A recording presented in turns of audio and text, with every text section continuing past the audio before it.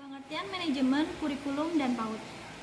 Pengertian manajemen secara etimologi, manajemen berasal dari bahasa Latin yaitu kata manus yang artinya tangan dan eger yang berarti melakukan. Kata-kata tersebut digabung menjadi satu yaitu dalam kata manager.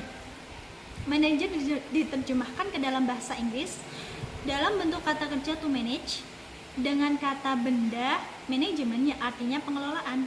Sedangkan menurut terminologi terdapat banyak pendapat para tokoh, tentu memiliki kesamaan dan perbedaan yang disebabkan sudut pandang yang berbeda pula.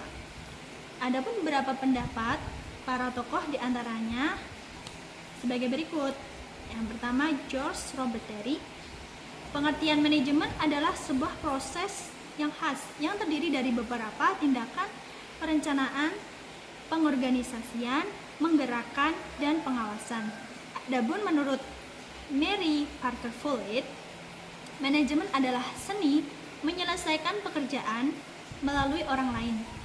Dari beberapa definisi di atas, maka dapat disimpulkan bahwa manajemen adalah serangkaian proses, kegiatan perencanaan, pengorganisasian, pelaksanaan, dan pengendalian melalui pemanfaatan sumber daya manusia dan sumber daya lainnya untuk mencapai tujuan yang telah ditetapkan oleh sekolah atau lembaga tersebut. Adapun pengertian kurikulum dalam bahasa Inggris Indonesia adalah kurikulum yang berarti rencana pelajaran. Dalam buku Curriculum Development: A Guide to Practice, arti kurikulum adalah a plan of learning consisting of two major dimension, vision, and structure.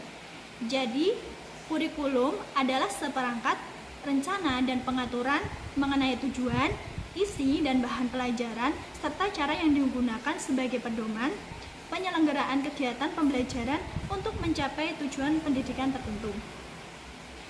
Adapun pengertian pendidikan anak usia dini.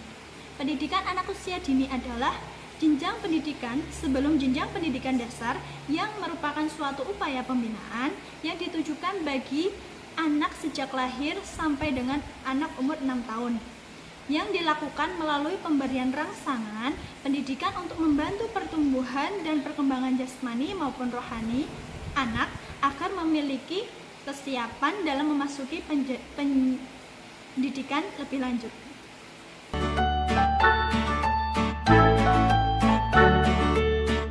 Saya akan melanjutkan pembahasan tentang fungsi manajemen PAUD.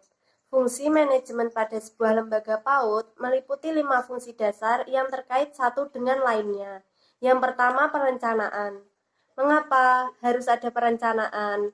Karena program kegiatan apapun perlu direncanakan dengan baik agar semua kegiatan terarah. Yang kedua, pengorganisasian. Mengapa sih harus ada pengorganisasian? Karena aktivitas yang diperlukan untuk mencapai tujuan. Yang ketiga, pelaksanaan. Mengapa harus ada pelaksanaan? Karena karakteristik penilaian pengetahuan guru tentang kurikulum. Yang keempat, pengawasan. Mengapa sih harus ada pengawasan? Karena perlu dilakukan agar jalannya pelaksanaan dalam pencapaian tujuan tidak mengalami penyimpangan. Yang terakhir, evaluasi. Mengapa sih harus ada evaluasi? Karena memberikan informasi bagi perbaikan mutu pengajaran dari penyusunan program sekolah. Sekian dari saya, selanjutnya akan dilanjutkan oleh teman saya.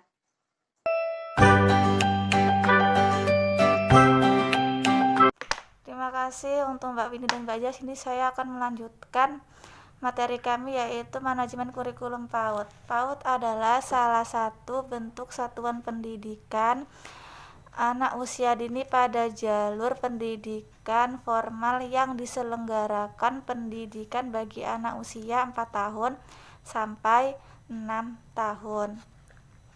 Kemudian kegiatan manajemen PAUD. Menurut Permendikbud Kepdikmas nomor 58 tahun 2009 tentang standar pendidikan anak usia dini terkait dengan standar isi proses penilaian terdiri dari struktur program, alokasi waktu, perencanaan pelaksanaan, serta penilaian. Kemudian manajemen kurikulum PAUD dilaksanakan supaya kegiatan pengajarannya berjalan dengan lancar dan efisien. Adapun kegiatan manajemen kurikulum PAUD yaitu yang pertama penyusunan program, penyusunan kalender pendidikan, penyusunan jadwal kegiatan belajar, perencanaan kegiatan belajar mengajar, kemudian perencanaan tahunan dan semester, perencanaan mingguan, perencanaan harian, kemudian pengaturan pembukaan tahun ajaran baru, pengaturan pelaksanaan program kegiatan belajar mengajar, pengaturan kegiatan bermain, pengaturan kegiatan evaluasi pelaksanaan program kegiatan belajar, dan pengaturan pelaksanaan bimbingan dan penyuluhan. Yang terakhir, pengaturan penutupan tahun ajaran.